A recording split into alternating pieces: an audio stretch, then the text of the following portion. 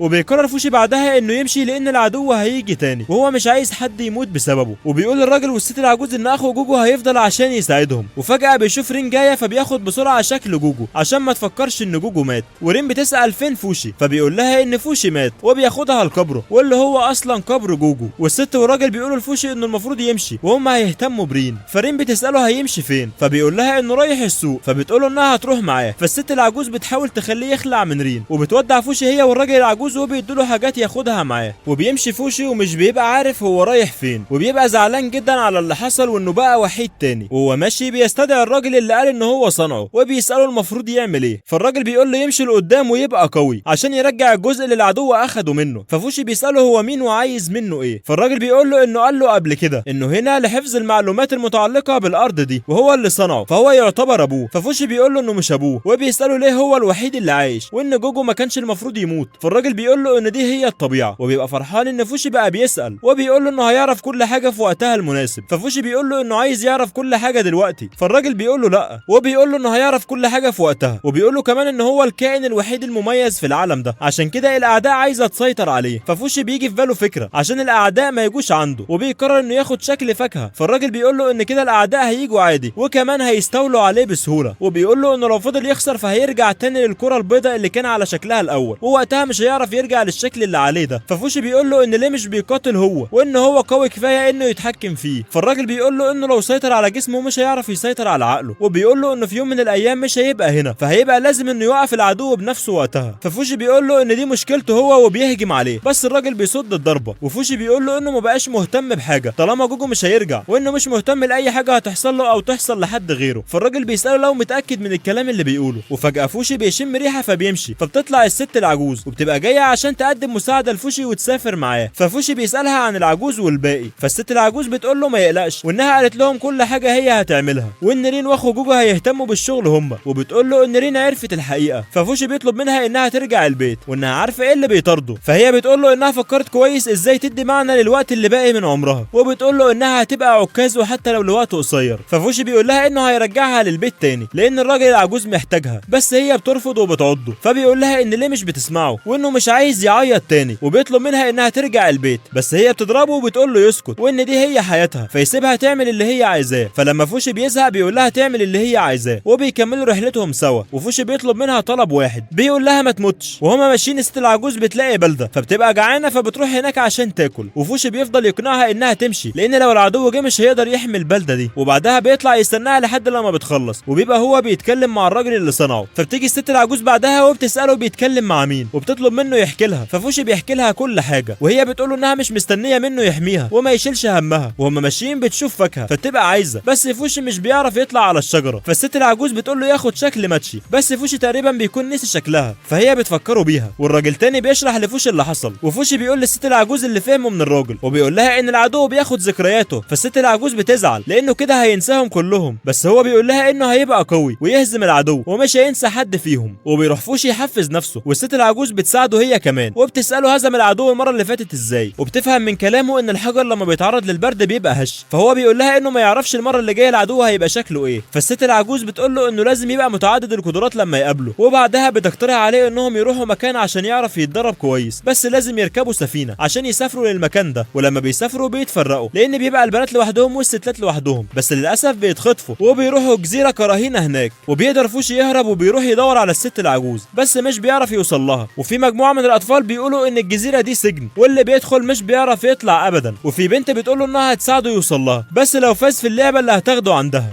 وبتقول له كمان انه لو فاز هيبقى حر وهيقدر يمشي من الجزيره. وفوشي بيقول لها انه طالما هينقذ الست العجوز فيعمل اي حاجه هي عايزاها، وبيدخل مع المشتركين وبيسالهم المفروض بيعملوا ايه في الحلبه، بس محدش بيرد عليه، بس اللي بيقدم المسابقه بيقول الشروط كده كده، وفوشي اللي بيفهمه انه مش لازم يموت، واول لما الباب بيتفتح المتسابقين كلهم بيقتلوا في بعض وبيتبقى واحد بس، وبيكون متبقي هو وفوشي، فالشخص ده بيرمي فوشي بكل السيوف اللي موجوده، وفوشي مش بيبقى عارف يعمل ايه لان الراجل العجوز قال له يخفي قدراته، فكده المفروض يقع ويعمل انه ميت، بس برضه المفروض ينقذ الست العجوز. فالراجل التاني لما بيشوف منظر فوشي اصلا مش بيصدق وبيموت من الصدمه، فكده فوشي بيكون فاز في المعركه والكل بيبقى مبهور منه، والناس كلها بتتجمع عليه، وبتيجي بنت اسمها توناري بتتعرف عليه وبتقول للناس اللي عايز يكلمه هيدفع فلوس، وبتلم فلوس بسببه، وفوشي مش بيبقى فاهم حاجه، فبيقولوا له ان هو المرشح انه يبقى رئيس الجزيره دي، ففوشي بيسيبهم وبيمشي، ومجموعه الاطفال اللي قابلوه بيمشوا وراه وبيقولوا له انهم هياخدوه في جوله، وبيبداوا يشرحوا له كل اللي في الجزيره والاماكن كلها، وبيسال فوشي عن الست العجوز، فالبنت بتحكي له انها مجرمه، وبتقول له انها دخلتهم السفينه المتوجهه للجزيره عن عمد لان في حد طلب منها كده، ففوشي بيسيبهم وبيمشي وبيقول لهم انهم كدابين، وبيمشي يتدرب عشان يعرف يوصل للست العجوز، فبيظهر له الراجل اللي صنعه، وفوشي بيطلب منه ياخده للست العجوز بقوته، فالراجل بيقول له انه مش هيتعاون معاه الا لو في حاجه هتساعده في النمو، وبيشجعه انه يكمل المسابقه، بس فوشي بيبقى خايف انه يقتل ناس ويسيبهم يحسوا بالالم، فالراجل ده بيشرح له ان البشر عادي تموت وتحس بالالم، وبيفضل فوشي يحاول يطلع للست العجوز، فالبنت بتيجي وبتقول له ان البطوله بعد ساعتين، وبيجي وقت البطوله، وبيدخل فوشي المعركه وبيفضل يقول للخصم يستسلم عشان مش عايز يقتله، فبيفضل يحاول يخوفه عشان ما يقتلوش، بس في الاخر بيتحول لبارونه وبيضربه ضربه بتجيب اجله بس مش بيموت. وبتفضل البنت اللي دخلتهم الجزيره بتلف حوالين فوشي وبتساله ليه ما رضيش يقتل الراجل وان الراجل ده قتل 50 واحد قبل كده، وبتفضل تحاول انها تكلمه بس فوشي مش بيرضى يكلمها، وبيرد عليها وحش جدا، وبتساله هتعمل ايه عشان يكلمها كويس، فبيقول لها انها السبب في اللي حصل له هو والست العجوز، فعشان كده مش هيسامحها، فبتقترح عليه انها تساعده عشان ينقذها، فبيقول لها انها قالت ان اسمها توناري، فبتفرح جدا لان كده معناه ان فوشي حن عليها، فهي بتروح عشان تدور على الراجل اللي قال لها تركبهم السفينه، وفوشي بيقعد مع نفسه وبيقول انه مش لازم يثق فيها جامد، وبيفضل يحاول انه يطلع عند الست العجوز لوحده لحد لما بيوصل لشباك المكان اللي هي فيه، وبينادي عليها وفعلا بترد عليه، والست العجوز بتقول له يسيب المكان ويمشي من غيرها، فهو بيقول لها انهم هيسافروا سوا، فهي بتقول له انها مجرمه فهيتقبض عليها طول الوقت، وبيبقى عايز يساعدها بس مش بيعرف يوصل، فبيقول لها انه هيرجع لها تاني، وبيسمع توناري وهي بتناديله وبتقول له انها جمعت معلومات بس مش بترضى تقول له حاجه غير لما يشارك في الجوله الثالثه، وبيدخل فوشي ومش بيبقى عايز انه يقتل الخصم، وبيقول له يستسلم لانه مش عايز يقتله، بس الجمهور بيرميه بالسهام فبيتصاب، وبيروح فوشي يطمن عليه، والراجل بيساله ليه ما هجمش عليه، فبيقوله لان الالم وحش، وفجاه عدو فوشي بيظهر، ففوشي بيقول لاهل الجزيره يهربوا بسرعه، وبيروح بعيد في مكان ما فيهوش حد عشان يقدر يهزمه ومحدش يحصل له حاجه، وبيبقى فاكر انه استخدم نار معاه المره اللي فاتت بس مش فاكر ازاي، وبتيجي توناري واصحابها وهو بيقول لها انه قال لها تمشي، ولكن الجزيره كلها بتساعد فوشي، وبيقدر اخيرا يغلب العدو، وبياخد منه الذكريات اللي خدها منه، وبيفتكر ماتشي وجوجو، وبيروح عشان يشكر توناري،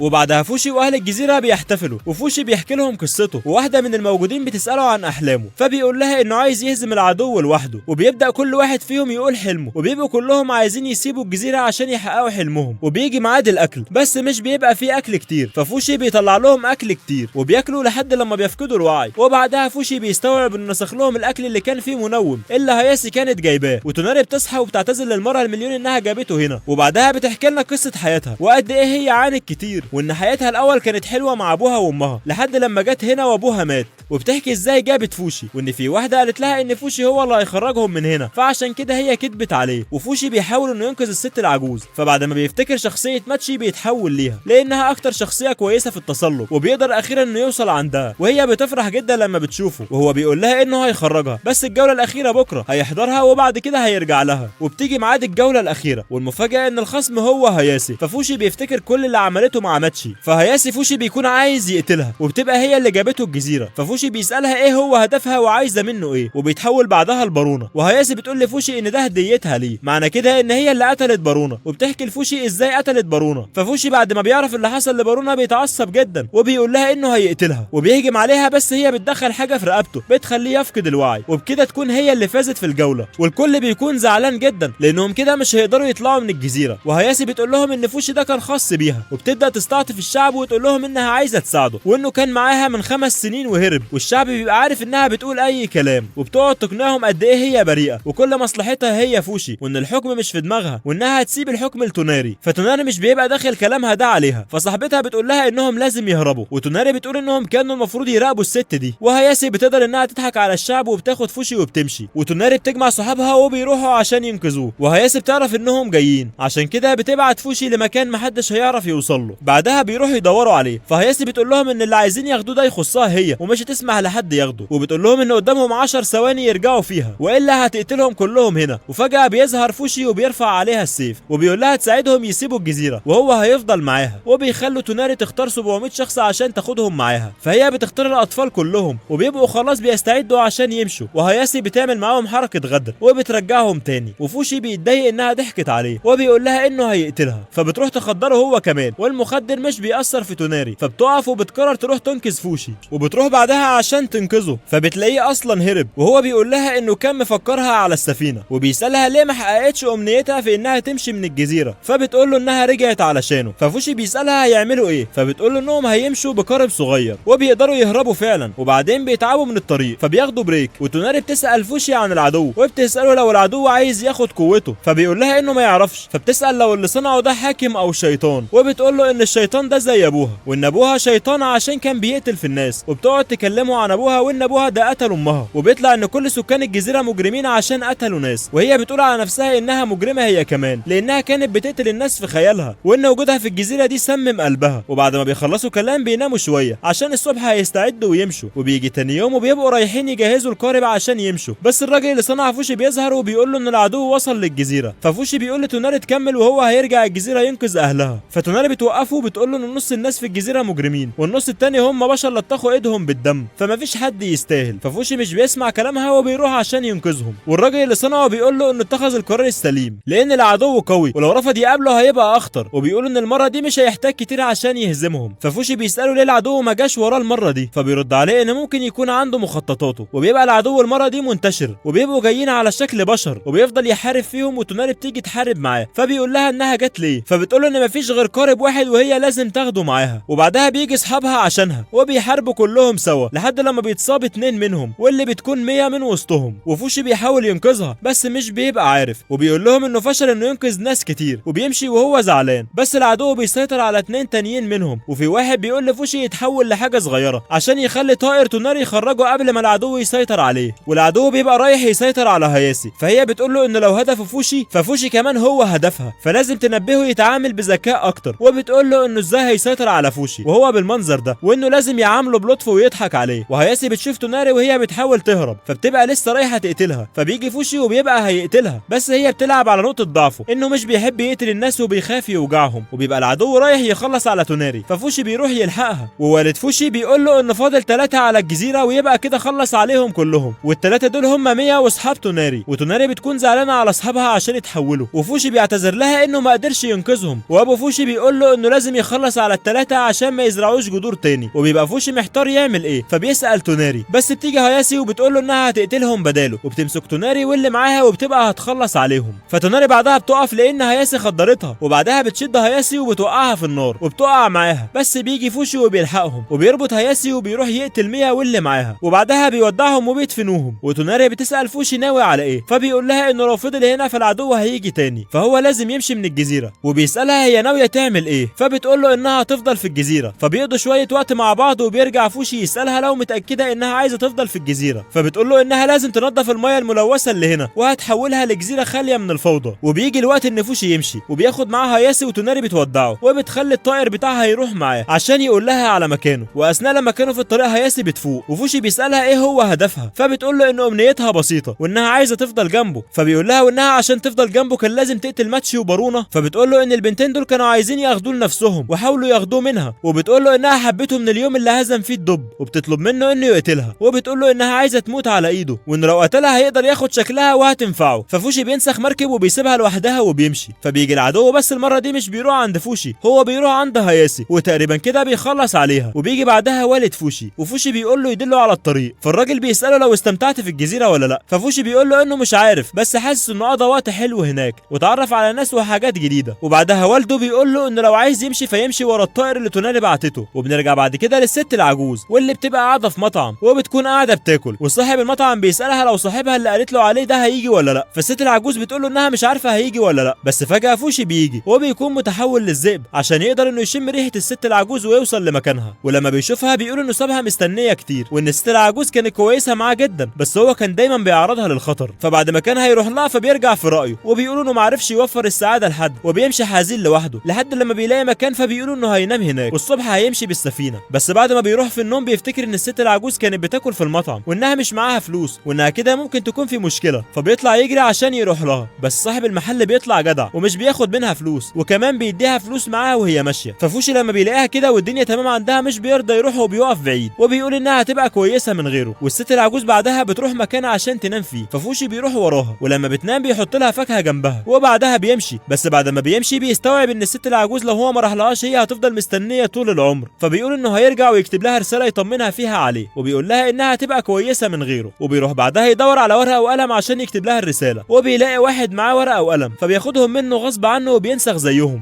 وبيقعد يكتب لها وبيروح يسيب لها الرساله. وبعدين بيمشي وبيركب السفينه بس بيرجع يفتكر ان الست العجوز مش معاها لبس وانها بتبرد بالليل وهي نايمه. فبيرجع عشان يجيب لها لبس ولما بيروح مش بيلاقيها فبيرجع يتحول لذئب عشان يعرف مكانها. ولما بيوصل لها بيلاقي واحد بيركبها وعايز ياخدها الجزيره تاني. والست العجوز بتقول له انها اتحررت رسميا من قائد الجزيره وبيبقى لسه رايح عشان يتدخل بس الست العجوز بتضرب الراجل بالعصايه وبتهرب منه. ففوشي بيرجع ومش بيخليها تشوفه وبيفضل مراقبها من بعيد وبيلاقيها مولعه نار وقاعده بتاكل وبيقول انها هتبقى كويسه من غيره بس بيقول انه ما شافهاش من زمان بتضحك. فوالد فوشي بيظهر وبيقول له انه بقاله كتير رايح جاي وبيساله لو عايز يفضل مع الست العجوز ولا لا. ففوشي بيقول له لا. فوالد فوشي بيقول له انه لو فضل معاها فالعدو هيقتلها وان حتى لو ما بقاش معاها فهي عجوز كده كده هتموت ومش فاضل لها ايام كتير. ففوشي بيتعصب وبيقول له انها مش هتموت. فالراجل بيقول له ان كل الناس في النهايه بيبقى مصيرهم الموت وبيشرح له حياه الانسان بتبقى عامله وماشيه ازاي. فبيقول له الموضوع مش محتاج تفكير كتير وفوشي مش بيبقى عارف يعمل ايه وبيبقى حاسس انه لوحده وبيقعد يفتكر كل اللي ماتوا. وبعدها بيروح يحط بطانيه للست العجوز بس الست العجوز بتحس ان في حد فبتروح تشوف مين فبتلاقي فوشي. وفوشي بيفضل يقول لها ان مش هو بس هي بتبقى عارفه انه هو وبتاخده بالحضن وبتفرح قوي لما بتشوفه وبيكملوا هما الاتنين رحلتهم سوا وبيصطادوا وبياكلوا وبيقضوا وقت جميل مع بعض. واثناء لما كانوا قاعدين بيظهر والد فوشي وبيقول له ان العدو على بعد 500 متر من هنا. وفوشي بيقول للست العجوز انهم لازم يلتزموا بالقواعد عشان يفضلوا سوا مع بعض وبيقول لها ان لو العدو جه فهم هيهربوا مهما كان وان فكره انهم يفضلوا يقاوموا ده خطر جدا. وفوشي بيبقى بيكتب كل حاجه عشان لو نسي. وبعدها بيبعد فوشي لمكان امن وبيقعد هو والست العجوز وبيسالها لو في حاجه نفسها تاكلها او تعملها او اي امنيه هي عايزاها. فهي بتقول انها عايزه ترجع صغيره عشان تمشي بحريه وتاكل اي حاجه هي عايزاها وبتحكي له عن حياتها وشبابها وهي صغيره وانها دلوقتي بقى عندها حفيد. وبعدها بيكملوا رحلتهم بس الست العجوز بتقع من على الحمار ففوشي بيخاف عليها وبيروح عشان يطمن عليها وبيقومها فبتزعق له جامد وبتقول له ان ظهرها بيوجعها وبعدين بيعمل لها علاج وبتقعد تاكل. فبتساله على الاكل فبيقول لها انهم اكلوه على الفطار فبتتعصب عليه وبتقول له يعمل لها اكل تاني ومعاملتها معاه بتبدا تتغير وبيكملوا مشي. بس هو وقتها بيشيلها عشان كل شويه تقع من على الحمار فهي بتزعق له وبتقول له ليه شايلها. فبيرد عليها لانها كل شويه تقع وبتبدا الست العجوز تحس انها تقيله وبتبقى عايزه تسيبه وتمشي. وفوشي ما بيكونش فاهم بس بعدين بيفتكر كلام والده عن حياه الانسان وبيعرف ان الست العجوز خرفت وخلاص هتموت. بس رغم كده هو فضل معاها وبيراعاها في صمت ومش بيشتكي ولا بيتكلم لحد لما في يوم الست العجوز بتقول له انها مبسوطه انها شافته وبتقول له يروح يجيب السمك والبطاطا وتقريبا هي هنا كانت بتودعه ومش عايزاه يبقى جنبها في اللحظه دي. وهو بيقول لها انه هيرجع على طول ومش هيتاخر. وبيرجع فوشي وبيلاقي الست العجوز ماتت وبيزعل جدا عليها وبيشكرها على كل حاجه عملتها علشانه وبيدفنها وبيقضي اليوم وبياخد الحمار وبيمشي. وبتعدي السنين وبيكبر فوشي واخيرا بيقدر فوشي انه يفجر العدو. وهنا بينتهي الموسم الاول من من حكايه البطل فوشي. يا ترى ايه اللي هيحصل بعد كده؟ كل دي احداث هنعرفها في الموسم الثاني. فلو عجبك الملخص قول لنا في التعليقات نلخص الموسم الثاني ولا لا، وما تنساش اللايك والاشتراك عشان ده بيشجعنا استمر. وفي النهايه ما تنساش صلي على النبي. اشوفكم في حكايه جديده، والسلام.